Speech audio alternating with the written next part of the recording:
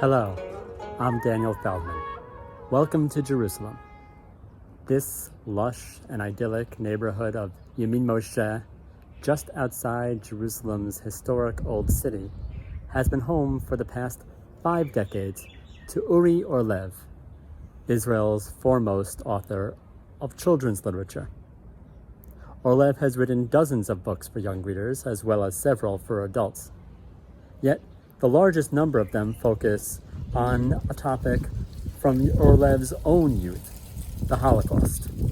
Born in 1931 in Warsaw, Poland, Orlev himself survived the Holocaust as a boy, and he has spent much of his career in text after text focusing on what the Holocaust meant and how it meant to young people, meant to him as a boy, and how it can be expressed to children. Not only was Orlev a pioneer in writing about trauma for young people, he also has his own unique approach to the topic of difficult history in children's literature, to the literary representation of trauma in children's literature, as well as to the canon of children's literature and its relationship to events such as the Holocaust.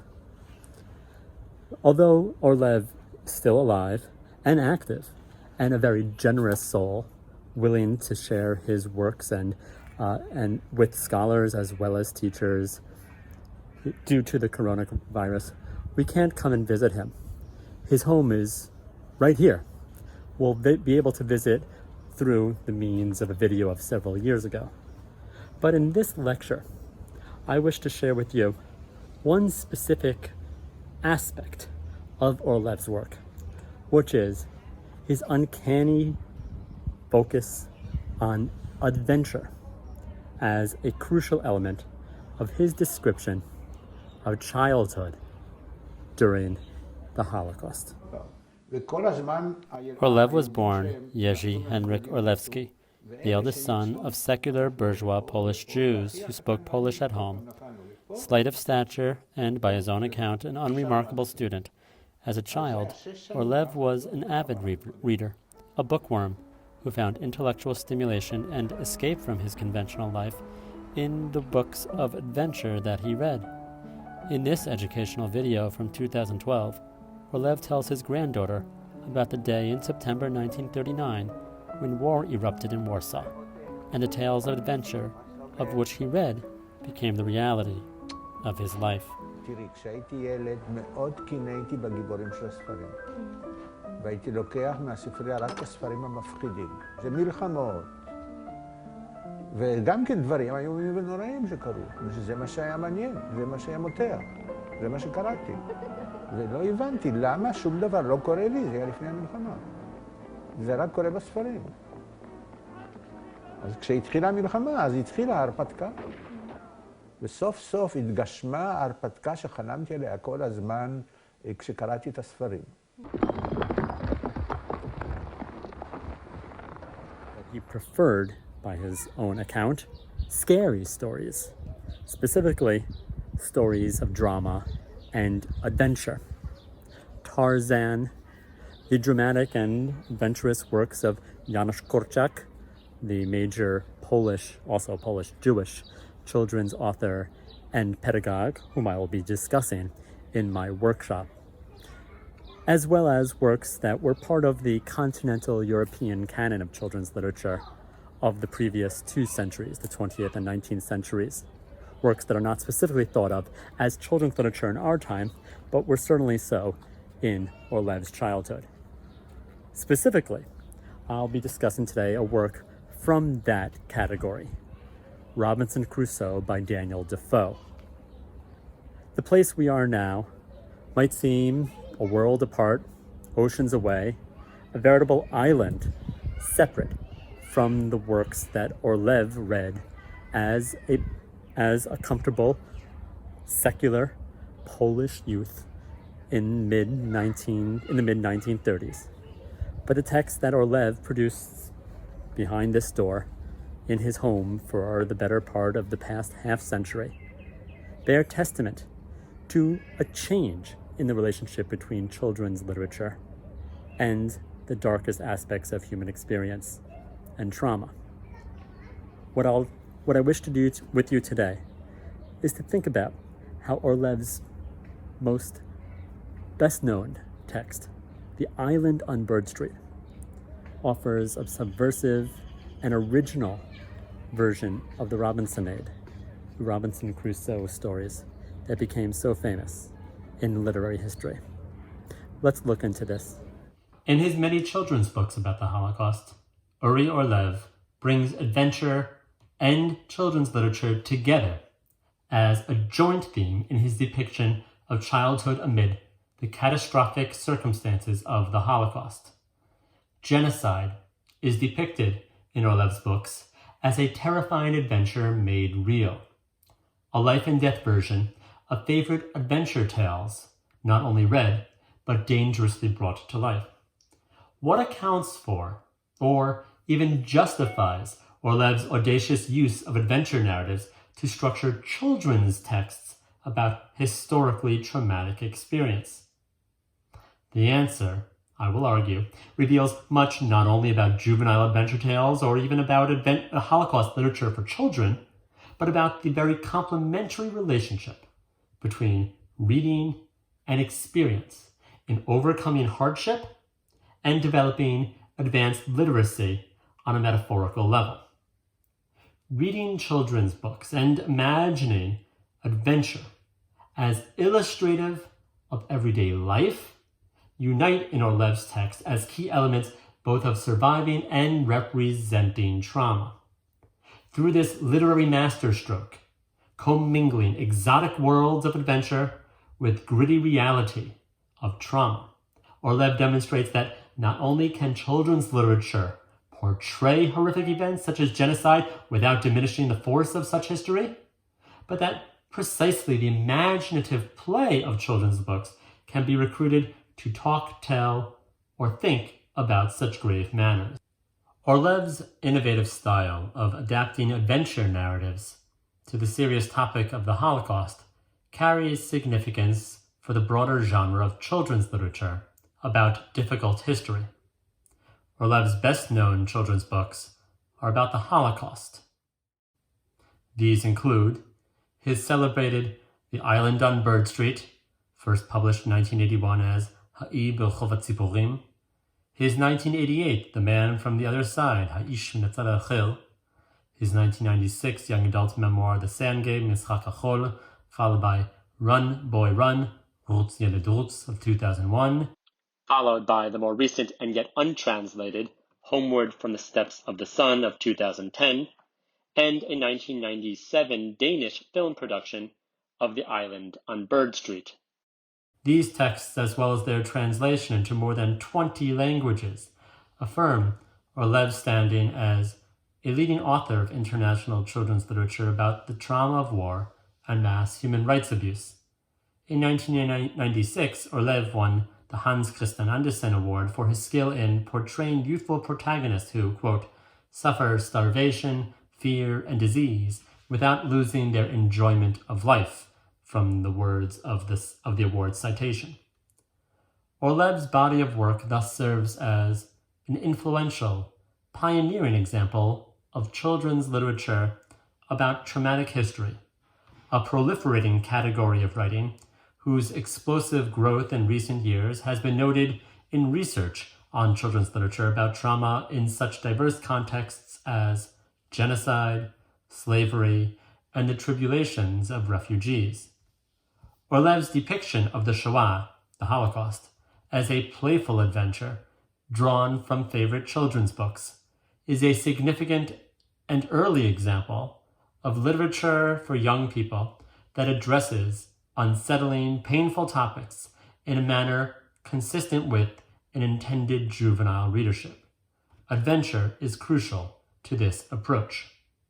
Orlev's work compels us not only to traverse the gulf between the Middle Eastern idiom in which it is written and the shocking inferno of a European society in ruins that it depicts, but also to overcome the barriers between genres, between fantastic adventure and historical realism, between colonial exoticism and the ugly truth of the racially suppressed, between readings of beloved children's classics and the writing of a new type of text that portrays trauma as adventure. Both, after all, are ordeals of survival. Turning our attention to Orlev's semi-autobiographical young adult novel, The Island on Bird Street, we can note that reading and survival go hand in hand in this classic literary synthesis of trauma and adventure. On the one hand, reading sustains the protagonist, Alex, during long stretches of isolation as he hides alone in the empty Warsaw ghetto following the mass deportations. Reading also educates Alex in the habits necessary for survival. But on the other hand, survival, the capacity to persevere and endure mortal peril, is the stuff of good books, in Alex's view. If adventure reading improves the likelihood that he survives, ordeals of survival animate what he reads. The process, moreover, is dynamic. Alex's tribulations change the way he reads, while his reading sheds light on his understanding of his experience. Reading and ongoing trauma enter into a mutually imbricated and evolving relationship that changes over the course of the text. It says here. I'm reading. The trauma of the Holocaust clearly changed Orlev as a reader, as it does his fictional avatar Alex in The Island on Bird Street. Early in the novel, the text portrays Alex as Orlev describes himself, as an avowed child reader who escapes the tedium of his own boyish life through the vicarious pleasures gained by reading adventure tales of dashing travelers and intrepid warriors. So naive is Alex at the start of the text that he is enamored of tales of warfare. He does not hide his disdain for his late mother's contempt for, quote, all the war books that father and I loved, even Sienkiewicz's By Fire and Sword, which is the greatest book of all time. She said it was too cruel, but that's just what made it so interesting, unquote. Such passages about enjoying tales of, quote, war and adventure, unquote, not only mock the young narrator's naive fantasies regarding the thrill of battle, but also forge an empathic literary bond with the young reader, who is likewise reading a book of war and adventure, albeit one with a more serious purpose than simple entertainment. By the time the narrator understands that the violent adventures he previously imagined for vicarious excitement were in fact happening to him, Alex abandons his romantic idealization of war. Evidently, Alex bears a passing resemblance to the younger Orlev himself, who claims that, as a boy, he too envied the fictional protagonists that he read of whom he read in the books that he enjoyed. He acknowledges that the narratives he read seemed more real, more gripping, more compelling to him than his own bourgeois life. Reading and experience were locked in their own contest for Orlev, and before the war, reading far outstripped his limited experience. Orlev says he wondered with exasperation, why didn't anything ever happen to me? And even when the war broke out, it took him some time to realize that the adventures he pined for as a reader were finally happening to him, but that actual collision between history and trauma took a far more horrific cast than Orlev ever imagined while reading his books. This forced a recalibration of young Orlev's relationship to reading and experience, a development reflected in The Island on Bird Street. Alex's reading of adventure tales at first persists as a means of escape into a realm of fantasy where good always prevails over evil and virtue is rewarded.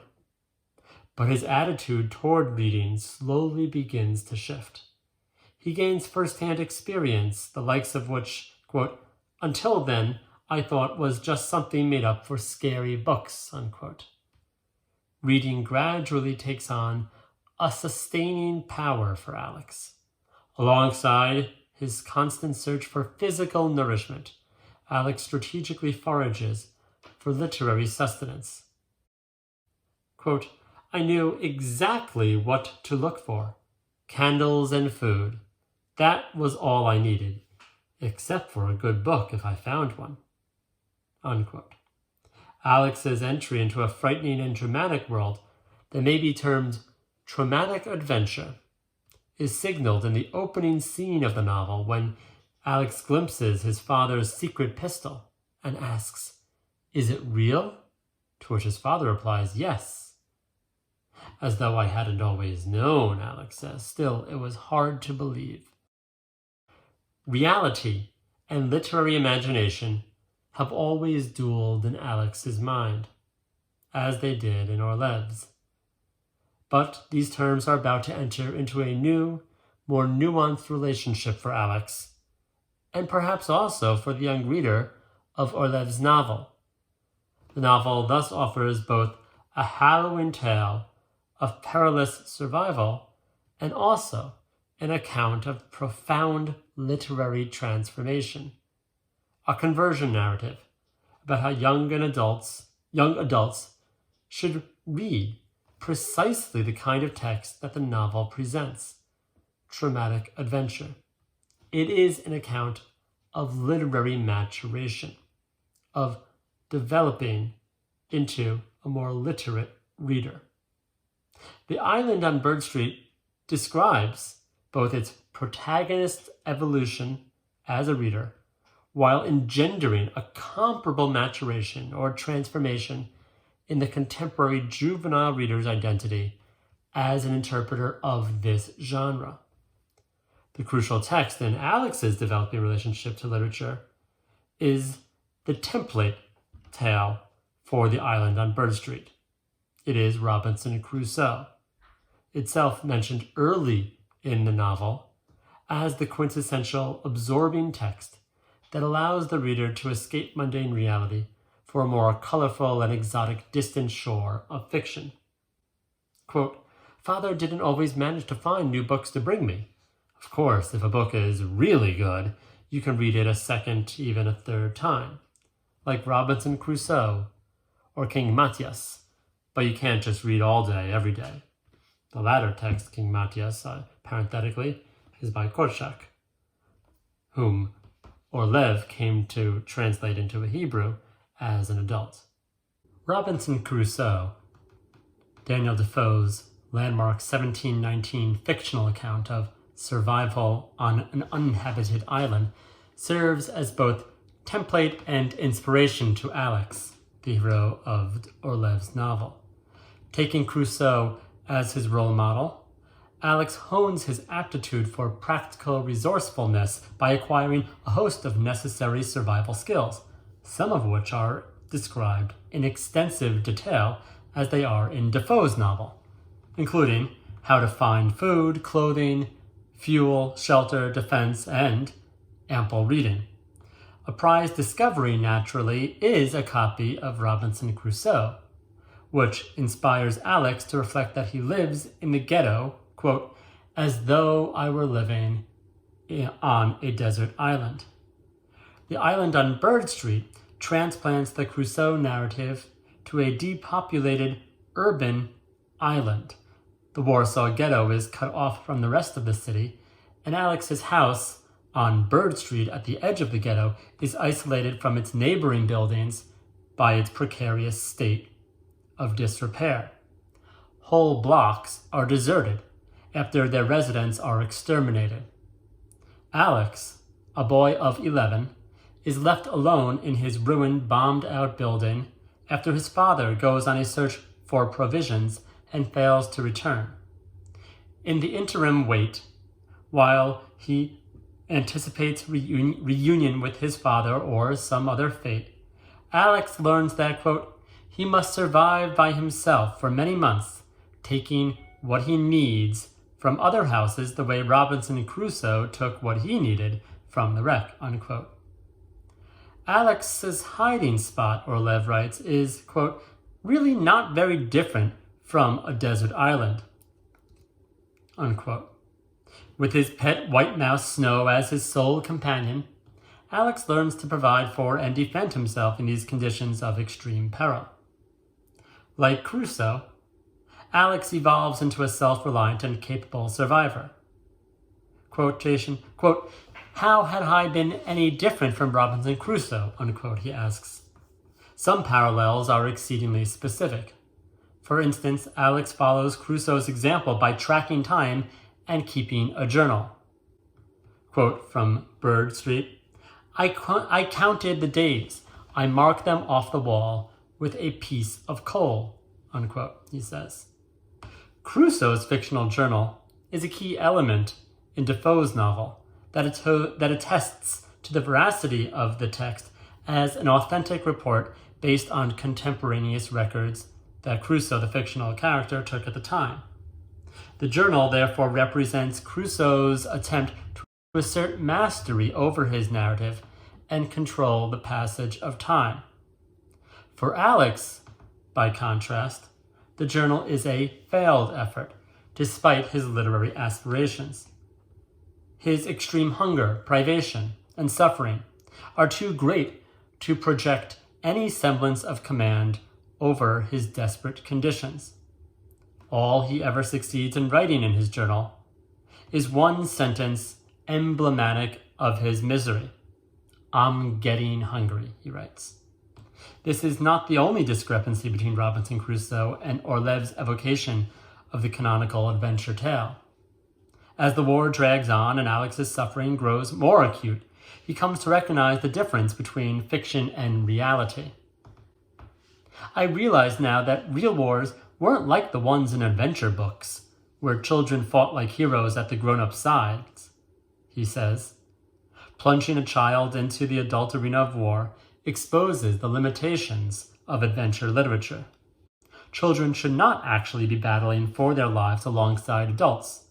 Though Alex draws on Robinson Crusoe to survive, he eventually comes to recognize the Crusoe myth as so much fiction. This relationship between the fiction of adventure and the reality of Alex's experience during the Holocaust will be a crucial issue in how Orlev's text treats the Crusoe ur-text. Scholars of children's literature have studied the long and rich record of children's versions of the Robinsonade, the literary genre of homages to and adaptations of the Crusoe story. For 3 centuries, the Crusoe tale has appealed to authors of children's books thanks to its utopian allure of a private world built solely by one's own hand that is situated in close proximity to nature and separate from the meddling interference of others. The myriad variations of the Robinson Crusoe theme in children's literature attest to the enduring place of this story in young people's reading, usually as a didactic account of moral education. In many cases, however, Robinsonades channel a subversive force. Elizabeth Hoyme and Gillian Lathie note that Robinsonades particularly flourished in non-Anglophone contexts on the European continent, where Defoe's novel was associated with progressive, sometimes radical social ideas that had to be expunged to be made suitable for child readers in more conservative England. Maria Nikolaeva likewise documents examples of the Robinsonade in children's books that bend the norms of Defoe's prototype against the grain of its conventional didacticism. Orlev's The Island on Bird Street contributes to this tradition. Despite Alex's adulation both of Robinson Crusoe the book and of its eponymous hero, Orlev's novel emerges as a particularly original and illuminating version of the Robinsonade, one that revises key themes in Defoe's novel, including its treatment of fictionality, pedagogical trajectory, and colonialist predilections. Readings of Defoe's Robinson Crusoe have noted its path-breaking integration of didactic moralism within a realistic narrative frame. Although the novel relates an unlikely tale of exotic adventure, the text professes its supposedly historic authenticity through what Ian Watt memorably termed its revolutionary aesthetic of formal realism, the technique of frequent reference to actual dates, events, and places, as well as other markers of convincing detail that give credence to the adventure story not as metaphorical fact, not as metaphor, but as fact. The text claims to be written by Crusoe himself, who learns from his ordeal to repent of his decision to leave his native home, spurn his father's instruction, and seek out the thrill of dangerous experience at sea over the comfortable safety of duty to family at home. The adventure appeals due to its account of extreme survival, but it imparts a lesson in mundane diligence.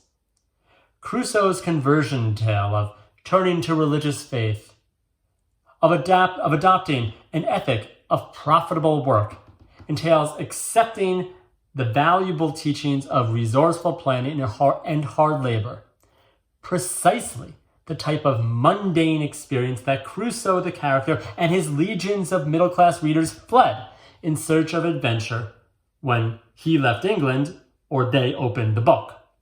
Defoe's influential text is thus stitched together from a patchwork of problematic and well-known paradoxes. It is a touchstone of fiction that denies its own fictionality. The text cloaks didacticism in adventure. It offers a narrative of escape that recreates familiar England on tropical soil.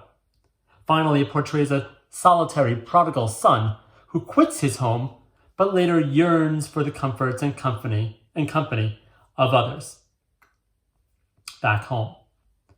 Robinsonades for young readers deal with these tensions in a variety of ways. But the adaptation of the Crusoe tale to Orlev's realistic novel set in a metaphorical urban island during the Holocaust is among the most original and idiosyncratic. The island is not real, but metaphorical. It is not utopian, but dystopian. Islands take many forms. This topos is one that my colleague and friend Ada Bieber will explore in her workshop on children's island literature. This indicates, however, how Orlev treats Defoe's example, not as an authentic report, but as a metaphorical inspiration. Orlev reverses Defoe's literary formula. He does not inject convincing, realistic detail into a story of tropical adventure, but instead invokes elements of adventure narrative in a harrowing account of historical traumatic realism. For Defoe, realism persists in the context of narrative adventure as a convincing technical innovation. For Orlev, traumatic adventure infuses hope and imagination into the literary portrayal of realistic genocide. While publishing 2 sequels to his Robinson Crusoe novel in 1719 and 1720, Daniel Defoe was taken to task for refusing to acknowledge the fictionality of his wildly successful literary invention. Critics pointed out that both Crusoe and his island did not exist, despite the so-called editor's protestations to the contrary. Defoe called himself the editor. With the concept of realistic fiction still in its infancy, Defoe continued to insist that both the island and Crusoe were real. He was besotted with his imaginary hero. He also knew a good source of income when he saw it, and he had no inclination to spoil it. But there is something juvenile, something childish about Defoe's resistance. Like the fantasy that deluded the young Orlev into thinking that imaginary protagonists led lives more real and interesting than his own, Defoe denied the fictitiousness of his character and repudiated the allegorical value of his text. In the preface to his second Crusoe sequel, The Serious Reflections During the Life and Surprise and Adventures of Robinson Crusoe of 1720, Defoe rejects metaphorical readings of his work. He writes, "All these reflections are just history of a state of forced confinement, which, in my real history, is represented by a confined retreat on an island. It is as reasonable to represent one kind of imprisonment by another as it is to represent anything that really exists by that which exists not." This passage, which incidentally serves as the epigraph to Camus' The Plague, La Peste, another allegorical tale of society under isolation that has garnered renewed attention in our age of pandemic, Defoe defends Crusoe's allegedly real history of forced confinement as unique, as real, rather than as broadly metaphorical. A different kind of imprisonment would require its own account. Again, it is as reasonable to represent one kind of imprisonment by another as it is to represent anything that really exists by that which exists not, which is to say, it is not reasonable at all. To Defoe, the island, the shipwreck, Crusoe's imprisonment and solitary education are not metaphorical. We each experience confinement in a way unique to ourselves, a lesson underscored by our collective recent experience. Yet Defoe seems insistent, defiant, dismissive of the metaphorical force of his fictional creation. The allegorical appeal of his text, its lasting significance as a work of literature that speaks to others in situations that are themselves unique but broadly analogous or comparable to Crusoe's, is entirely invisible to him. He cannot grasp how one situation can metaphorically communicate to another. The potency of understanding what exists through representation of that which exists not eludes him. Though a founding father of literary fiction, Defoe rejects the very lesson of realistic literature, by which our lived experience is illuminated, amplified through the adventures of those who do not exist save on the page. Part of this is because Crusoe is an archetype, but not a reader. This is the crucial difference in The Island on Bird Street for Alex, an inveterate reader. Unlike Crusoe, the young protagonist of Orlev's novel is not punished for abandoning his home, but dutifully awaits his father's eventual return.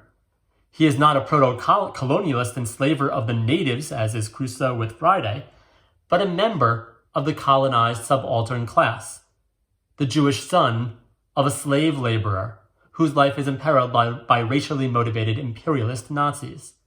In many ways, Bird Street is a subversive post-colonial rewriting of the Crusoe story, a children's literary equivalent of such post-colonial Robinsonades as Derek Walcott's Crusoe poems, Michel de Tournier's Vendredi or Friday novels, and J.M. Coetzee's Foe. Most important, however, over the course of the text, Alex's reading of the classics of children's literature, foremost among them Robinson Crusoe, does not divert him from the seriousness of his own experience. But instead, his reading helps him understand his situation all the more clearly. How had I been any different than Robinson Crusoe? Alex asks. Well, I've just listed the many ways. Nevertheless, Alex is a better reader than Defoe, and he accepts the metaphorical significance of the Crusoe story to his vulnerable existence in a figurative island at the edge of a collapsing ghetto.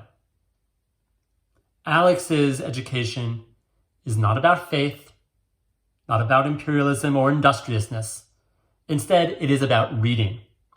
It is about learning how to read in a more sophisticated, metaphorical way that connects the experiences of others, even those who do not exist, to our own. Far from yearning for fantasies of war and adventure to rescue him from a life of dismal but comfortable ennui, Alex learns to read the adventures of his own life in more lucid light. He learns how the stories of people who do not exist, but of whom we can read, inform the experience of those of us who do live. He learns, in short, the value of literature and the significance of fiction. So we return to where we began, with a reminder that the company we keep, the society we seek to build, and the worlds we inhabit are so often constructed by the books we read, especially as young people. Orlev's writing teaches us anew that literature has the power to foster connections between our separate worlds, between Jerusalem and Warsaw, between fantasy and experience, between adventure and trauma, between this place, suffused with the rivalry between stories and life, and wherever you are, enjoying your own confinement or freedom. Books transport us outside our solitude, beyond our isolation. They overcome social distance by bringing us closer to experiences that are not our own, but which become familiar to us through the empathy fostered by reading. How had I been any different than Robinson Crusoe, Alex asks. How are any of us? Each in our own way feels as though, as Alex says, we are living on a desert island. Instead of an ocean all around me, there were people and buildings, but though they seemed close, they were really a world away. So says Alex. Although a world away from the horrors of the Holocaust, how familiar that sentiment is to us, and how important it is to read those words with fresh eyes, with our own experiences, with our new worlds ahead of us.